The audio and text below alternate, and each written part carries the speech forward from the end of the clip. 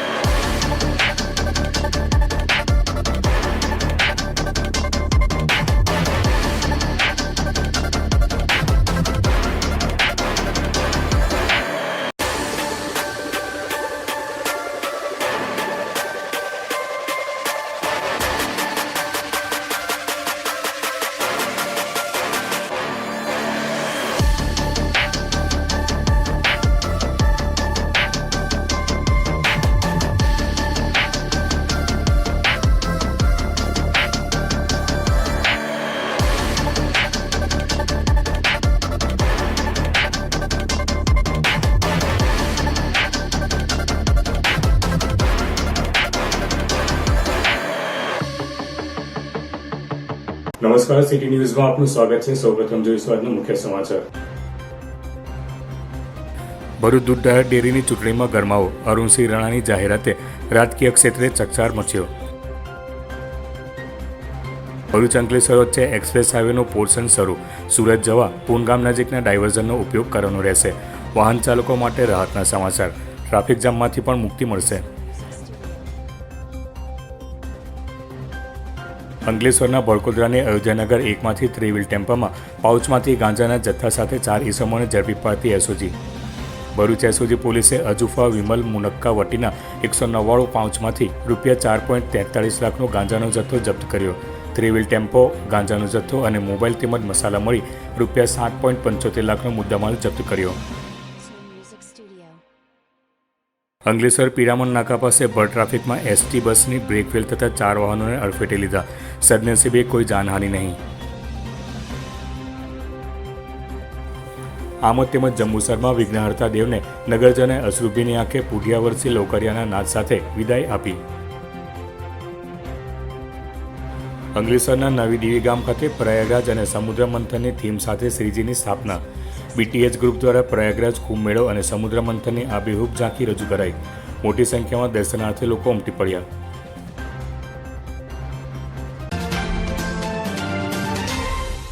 ભરૂચ દૂધધારા ડેરીની પ્રતિષ્ઠાભરી ચૂંટણીમાં આજે ઉમેદવારો પત્રોની ચકાસણી પૂર્ણ થતાં બંને પેનલના તમામ ઉમેદવારોના ફોર્મ માન્ય જાહેર કરાયા છે। આ દરમિયાન વાગરાના ધારાસભ્ય અરુણસિંહ રાણાએ પત્રકાર પરિષદ યોજી જાહેરાત કરી હતી કે ભાજપના મેન્ડેટ વગર પણ તેમની પેનલના ઉમેદવારો ચૂંટણી લડશે, જેને પગલે રાજકીય વર્તુળોમાં ખળભળાટ મચ્યો છે। ભાજપ પ્રદેશ અધ્યક્ષ CR પાટીલ દ્વારા જાહેર કરાયેલ મેન્ડેટ મુજબ ઘનશ્યામ પટેલની પેનલના 12 ઉમેદવારોની પક્ષની માન્યતા અપાઈ છે, જ્યારે અરુણસિંહ રાણાની પેનલમાંથી માત્ર 3 ઉમેદવારોને મેન્ડેટ અપાયું છે। તેમ છતાં અરુણસિંહ રાણાએ જણાવ્યું હતું કે તેમની પેનલના તમામ 15 ઉમેદવારો ભાજપને સમર્પિત છે અને તેઓ પૂર્ણ નૈતિકતાના આધારે ચૂંટણી લડશે તેમજ મતદારોના નિર્ણયને સ્વીકારશે। દૂધધારા ડેરીના આજે ફોર્મની ચકાસણી અધ્યક્ષ કલેક્ટર શ્રી પ્રાંત સાહેબે યાદીની ચકાસણી કરી અને બધાના જ ફોર્મ પાસ કર્યા છે। અમારાને હવે પણ એ ફોર્મ પાસ થયા છે, તેની અમને સૌને ખુશી છે। તમારી પેનલમાંથી કેટલા ફાઇનલ થયા છે?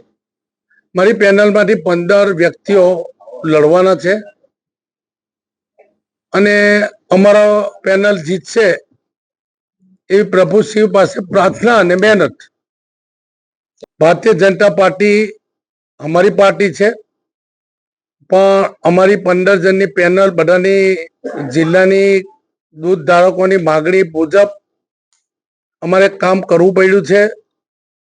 દુઃખદ બનાવ છે, પણ મતદારોને દૂધ ધારકોને ન્યાય આપવા મારે આજે પડવું પડ્યું છે। તમે શરૂઆતની પહેલે મંડળીઓ જોજો, આજે શાકબારામાં 12-13 થઈ ગઈ, ડેડિયાપાડામાં 22 થઈ ગઈ। ગરીબ લોકોને સુમૂલમાં દૂધ ભરવા જવું પડે એ બધા જ જિલ્લાના લોકોની માગણીને માન આપીને દુઃખ થાય છે ભાજપ સામે લડવાનું, પણ ભાજપ સાથે નથી લડવાનું. અમારે તો સિદ્ધાંતો ભાજપના છે, એ જ પ્રમાણે અમે આગળ વધવાનું છે. 15 માંથી 12 સામેની પાર્ટીને મળ્યા છે મેન્ડેટ, તમને ફક્ત 3 મળ્યા છે. એના પછી કેવું પીઠબળ એવું તમને લાગી રહ્યું છે કામ? મારે કોઈના આક્ષેપમાં મારે એટલા માટે નથી પડવું, જે કઈ થયું તે ભગવાન જાણે, અને થયું હશે તો પાર્ટી એવી છે કે સત્ય બહાર લાવશે, ઉજાગર લાવશે, એવી મને આશા પણ છે. કોઈ નેગેટિવ વાતો નથી કરતો. અરુણસિંહ રાણાની પેનલના પ્રકાશ દેસાઈએ પણ સ્પષ્ટ કર્યું હતું કે સાંસદ મનસુખ વસાવાએ તેમના હોદ્દા અંગે જે ટકોર કરી હતી તે યોગ્ય છે અને જીતે તો તેઓ તાલુકા પંચાયતના સભ્યપદેથી રાજીનામું આપી દેશે.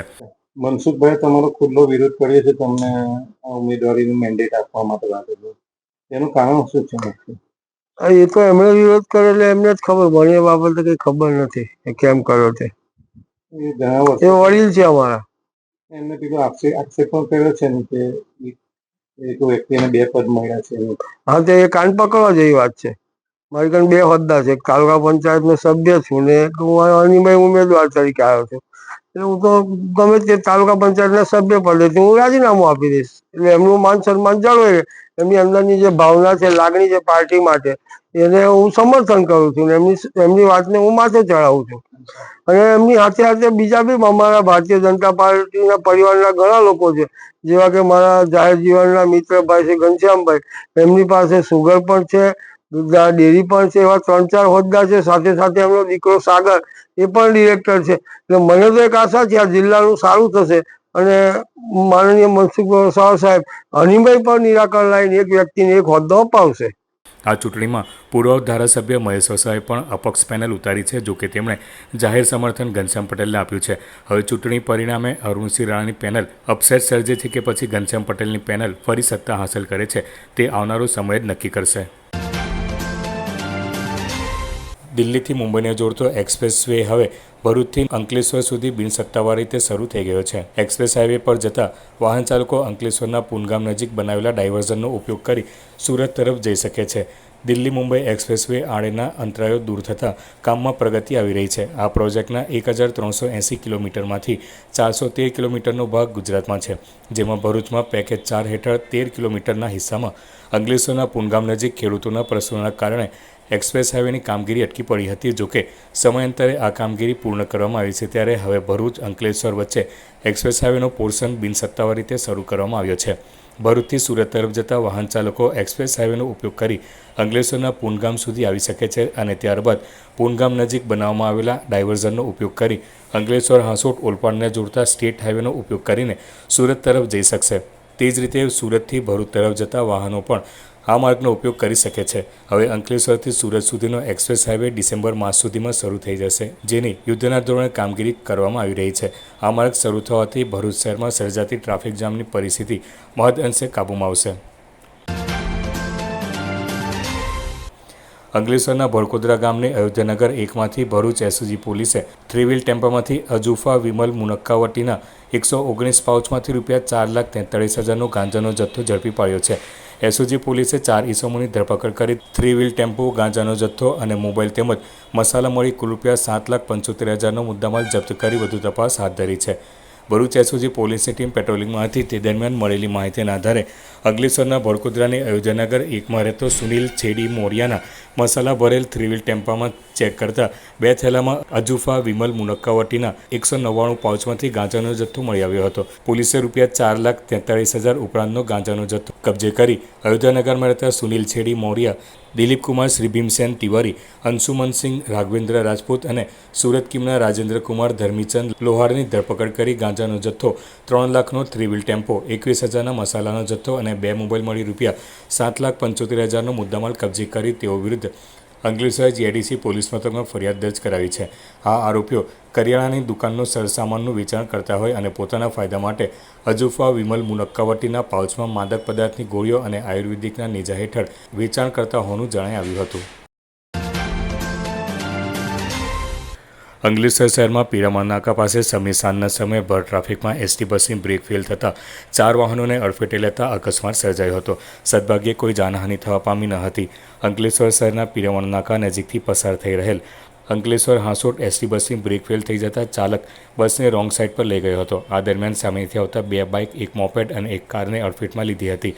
આ બનાવમાં કોઈ જાનહાનિ થઈ ન હતી. જોકે અકસ્માતના પગલે ટ્રાફિક જામની પરિસ્થિતિનું નિર્માણ થયું હતું. બસ ચાલકે સમય સૂચકતા વાપરી એસટી બસને રોંગ સાઇડ લઈ જતા મોટી દુર્ઘટના ટળી હતી. અત્રે ઉલ્લેખનીય છે કે થોડા દિવસ અગાઉ જ અંકલેશ્વરના 3 રસ્તા સર્કલ નજીક પણ આ જ પ્રકારની ઘટના બની હતી, જેમાં એસટી બસની બ્રેક ફેલ થઈ જતાં બસ નજીકમાં રહેલ વાહનોમાં ભટકાઈ હતી. ત્યારે એસટી બસના કારણે વારંવાર સર્જાતા અકસ્માત ચિંતાનું કારણ કહી શકાય છે. અંકલેશ્વર તાલુકાના નવી દીવી ગામના બીટીએચ ગ્રુપ દ્વારા પ્રયાગરાજ કુંભ મેળો અને સમુદ્ર મંથનની થીમ સાથે ગણેશજીની સ્થાપના કરી છે. આ ઝાંખીને જોવા માટે મોટી સંખ્યામાં લોકો ઉમટી પડે છે. અંકલેશ્વરના નવી દીવી ગામના યુવાનોનું બીટીએચ ગ્રુપ દર વર્ષે ગણપતિ મહોત્સવની ભવ્ય ઉજવણી કરે છે અને દર વર્ષે નવી થીમ સાથે ગણપતિજીની સ્થાપના કરે છે. આ વર્ષે અનોખી થીમ સાથે શ્રીજીની સ્થાપના કરવામાં આવી છે. બીટીએચ ગ્રુપ દ્વારા પ્રયાગરાજ કુંભ મેળો અને સમુદ્ર મંથનની થીમ સાથે શ્રીજીની સ્થાપના કરી છે. શ્રીજીની સાથે બંને તરફ ગૌમાતાના મુખમાંથી અવિરત જળ આકર્ષણનું કેન્દ્ર બન્યું છે. તો બીટીએચ ગ્રુપના યુવાનો દ્વારા પ્રયાગરાજ કુંભ મેળાની આબેહૂબ ઝાંખી દર્શાવી છે. કુંભ મેળાની તમામ ઝાંખી જોઈ શકાય છે. સાથે સમુદ્ર મંથનની ઝાંખીએ દર્શનાર્થે આવતા ભક્તોમાં ભારે આકર્ષણ જમાવ્યું છે. સમુદ્ર મંથનની આબેહૂબ ઝાંખીને જોવા માટે મોટી સંખ્યામાં લોકો ઉમટી પડે છે. હું રાજેશભાઈ પટેલ, અંકલેશ્વર નવી દીવીથી અમારે જે આ વખતે ગણપતિની અંદર અમે પ્રયાગરાજ અને સમુદ્ર મંથન જે બનાવેલું છે એ ખૂબ સુંદર આયોજન કરેલું છે. એના માટે અંકલેશ્વર ભરૂચ જિલ્લાને ભાવિક ભક્તોને ખાસ વિનંતી કે અમારે ત્યાં આગળ દર્શન કરવા પધારે. એ ખૂબ ખૂબ અભિનંદન, આભાર. જંબુસરમાં 6 દિવસનું આતિથ્ય માણવા પધારેલ વિઘ્નહર્તા દેવને નગરજનોએ અશ્રુભીની આંખે પુઢિયાવર્ષી લવકરિયાના નાદ સાથે નાગેશ્વર તળાવમાં વિદાય આપી હતી. જંબુસર નગર સહિત પંથકમાં ગણેશજીની સ્થાપના કરવામાં આવી હતી. વિઘ્નહર્તા દેવના વિવિધ સ્વરૂપોની વિવિધ શણગાર સાથે સ્થાપન કરી ગણેશ મંડળ દ્વારા રોજ અલગ અલગ ભજન કીર્તન સહિતના ધાર્મિક કાર્યક્રમો કરવામાં આવ્યા હતા. જાણે નગર ગણેશમય બની ગયું હતું. 7 દિવસનું આતિથ્ય માણવા પધારેલ ગજકર્ણ દેવનું આજરોજ લંબોદરની વિસર્જન યાત્રા દરેક મંડળો દ્વારા પોતપોતાના સ્થળેથી નીકળી નજીકના રોડ પરથી પસાર થઈ નાગેશ્વર તળાવ ખાતે ઢોલ નગારા ડીજેના તાલે હર્ષોલ્લાસ સાથે પહોંચી હતી. ભક્તોએ પુઢિયાવર્ષી લવકરિયાના નાદ સાથે વિસર્જન કર્યું હતું. નગરના માર્ગો ગણપતિ બાપ્પા મોરિયાના નાદથી ગુંજી ઉઠ્યા હતા. હાલ ગણેશ વિસર્જન શાંતિપૂર્ણ માહોલમાં ચાલુ છે. આ યાત્રા શાંતિપૂર્ણ માહોલમાં સંપન્ન થાય તે માટે જંબુસર પોલીસ દ્વારા ચુસ્ત પોલીસ બંદોબસ્ત ખડકી દેવામાં આવ્યો છે. પાલિકા દ્વારા ગણેશ વિસર્જન માટે તરાપા, તરવૈયા, લાઇટિંગ, પીવાના પાણીની વ્યવસ્થા કરવામાં આવી હતી.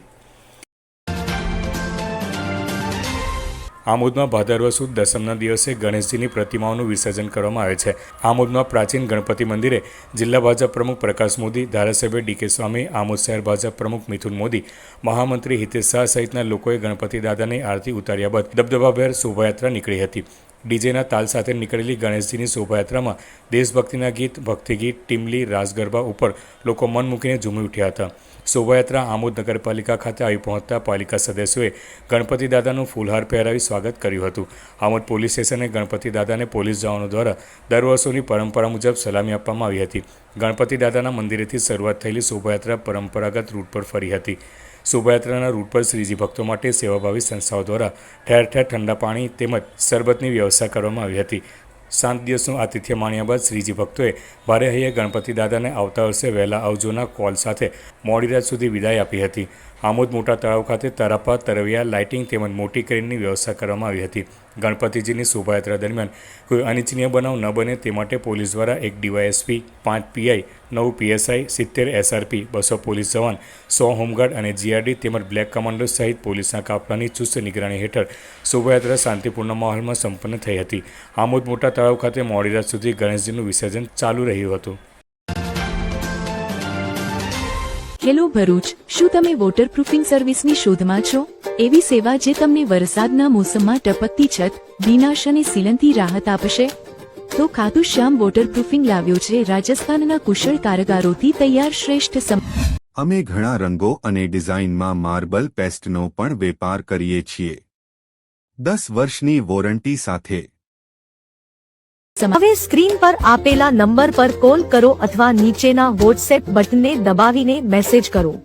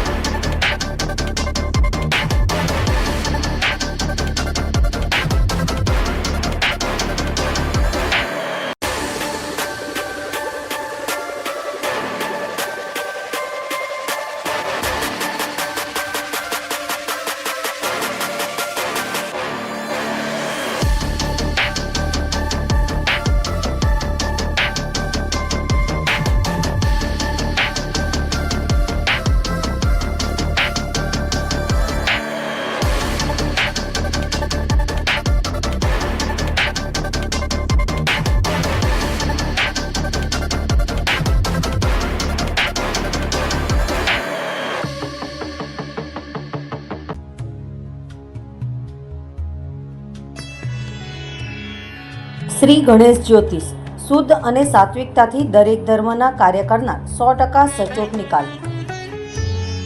બધાથી પહેલા કામ મારું કરેલું અતૂટ રહેશે.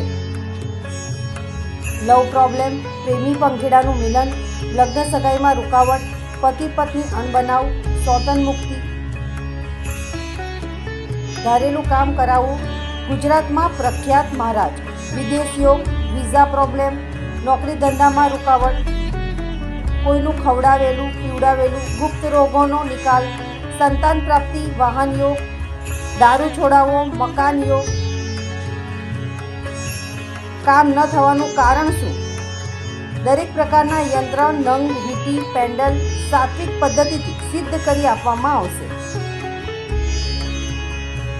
કાલસર્પ, ચંડાલ યોગ, ભૂમિદોષ, કર્મદોષ, વિદ્યા પ્રાપ્તિ માટે ખાસ મળો. સમયથી પહેલા કામ થશે એની 100% ગેરંટી. સરનામું ICICI બેંકના ખાંચામાં, આકાશગંગા ફ્લેટની સામે, Sevashram road, Bharuch. Mobile number 81 416 00511. Bharuch Gujarat Pradesh Congress સમિતિના માર્ગદર્શન હેઠળ સમગ્ર રાજ્યમાં જનવિકાસ જનસભાઓ યોજવાનો કાર્યક્રમ ઘડાયો છે. તેના અનુસંધાને આજે ભરૂચ શહેરના રાજપૂત છાત્રાલય ખાતે જન અધિકાર અભિયાન કાર્યક્રમનો પ્રારંભ કરવામાં આવ્યો હતો, જેમાં મોટી સંખ્યામાં ભરૂચ તાલુકાના કોંગ્રેસ આગેવાનો અને કાર્યકર્તાઓ જોડાયા હતા. આગેવાનો દ્વારા કાર્યકર્તાઓને સંબોધિત કરી આવનાર સ્થાનિક સ્વરાજની ચૂંટણીમાં પક્ષને પ્રબળ જીત અપાવવાનો સંકલ્પ વ્યક્ત કરાયો હતો. આ સભામાં આગેવાનો દ્વારા જણાવાયું હતું કે પક્ષના કાર્યકર્તાઓમાં જે નિરાશા વ્યાપી છે તેને દૂર કરી તેમને પ્રોત્સાહિત કરવા માટે પ્રદેશ કોંગ્રેસ સમિતિ દ્વારા તમામ તાલુકા અને જિલ્લા કક્ષાએ બેઠકો યોજવામાં આવી રહી છે. આ અભિયાનથી કાર્યકર્તાઓમાં નવી ઉર્જા પેદા કરી આવનારા સમયમાં વિધાનસભા અને લોકસભા ચૂંટણીમાં પણ કોંગ્રેસે મજબૂત બનાવી ગુજરાતમાં ફરી સક્ષમ કરવા માટે કાર્ય કરવામાં આવશે. આજે કોંગ્રેસના કાર્યકર્તાઓ ક્યાંક ને ક્યાંક નિષ્ક્રિય અને થોડા નિરુત્સાહ હતા, પરંતુ છેલ્લા 3 મહિનાથી રાહુલ ગાંધીજીના પ્રવાસ, એ પછી અમિત ચાવડાજીના પ્રદેશ પ્રમુખ બન્યા પછી એક જબરદસ્ત જેને કહેવાય કે જાદુઈ એક ઘટનાઓ ઊભી થઈ છે અને કોંગ્રેસના જે લાખો કાર્યકર્તા ઘરે નિષ્ક્રિય થઈને બેઠા હતા એ તમામ અત્યારે કોંગ્રેસ માટે, લોકોનો માટે, ગુજરાતની પ્રજાના માટે સંઘર્ષ કરવા માટે બહાર આવ્યા છે. અને અમને ખૂબ ઉમ્મીદ અને વિશ્વાસ અને ભરોસો છે કે આગામી સ્થાનિક સ્વરાજ્યની ચૂંટણીઓ જે છે એ બહુ જ મહત્વની છે. કોંગ્રેસ ખૂબ સારો દેખાવ ગુજરાતમાં કરશે અને 2027ની જે વિધાનસભાની ચૂંટણીઓ છે એની જીતનો પાયો જે છે એ જાન્યુઆરી અથવા ફેબ્રુઆરીના પહેલા વીકમાં સ્થાનિક સ્વરાજ્યની ચૂંટણીઓ આવશે. એની અંદર કોંગ્રેસ સારો દેખાવ કરવીને એ જે છે એક વાતાવરણ નિર્માણ કરવાનું કાર્ય કરશે અને કાર્યકર્તાઓમાં જબરદસ્ત એક ઉત્સાહ છે. અમે જ્યાં પણ જઈ રહ્યા છે કાર્યક્રમોમાં ત્યાં કાર્યકર્તાઓ બિલકુલ ચાર્જ થયા છે અને કોંગ્રેસ ફક્ત સંગઠનમાં કામે લાગી આગામી સ્થાનિક સ્વરાજ્યની ચૂંટણીઓ માટેની તૈયારીમાં બધા લાગ્યા છે. અને અમને વિશ્વાસ છે કે આગામી દિવસોમાં પણ 10 થી 20 સપ્ટેમ્બર દરમિયાન રાહુલ ગાંધીજી ફરીથી એક વખત ગુજરાત આવવાના છે અને લગભગ ડિસેમ્બર મહિનાની અંદર એક એવી સંભાવના પણ છે કે રાહુલ ગાંધી ગુજરાતની અંદર જે છે એક યાત્રા કરશે, એ રથ દ્વારા કરે અથવા જે છે કે ભારત જોડો યાત્રાની જેમ એ ગુજરાતની અંદર પણ એક યાત્રાનું આયોજન 100% થવાનું છે, જેનાથી કોંગ્રેસના કાર્યકર્તાઓમાં અને પ્રજાના જે પ્રશ્નો છે એ પણ ઉજાગર થશે અને કોંગ્રેસ સારી રીતે ઉપસી આવી એક વિકલ્પ તરીકે ભારતીય જનતા પાર્ટીનો સામનો કરશે અને ભારતીય જનતા પાર્ટીના જે 30 વર્ષના નિષ્ફળ શાસન છે એની સામે કોંગ્રેસ પાર્ટી વિકલ્પ તરફથી ઉભરી આવી અને કોંગ્રેસ અહીંયા ઝળહળતો વિજય હાંસલ કરશે. જાડેશ્વર ચોકડીથી નર્મદા કોલેજ સુધી અધૂરી રહેલી કામગીરીમાં માટી પુરાણ કરવાના બદલે રીતિ ચારણમાંથી નીકળેલ કચરો પૂરી કોન્ટ્રાક્ટર માથા પરનો ભાર ઉતારી રહ્યો હોય તેમ લાગી રહ્યો છે. જાડેશ્વર ચોકડીથી નર્મદા કોલેજ સુધી એક લેનની કામગીરી બાકી રહેલ છે, જે કામગીરીમાં ગટર તોડીને માર્ગને પહોળો કરવાની કામગીરી હાથ ધરવામાં આવી હતી અને ગટર તોડ્યા બાદ અહીં માટી નાખવાના બદલે અનેક ઠેકાણેથી ઉઘરાવી લાવી અહીં રીતિ ચારણનો કચરો નાખી પુરાણ કરવામાં આવે છે. શું કેટલી ગુણવત્તાવાળો રોડ બનશે એ તો આ ચારણ પરથી જ ખબર પડશે.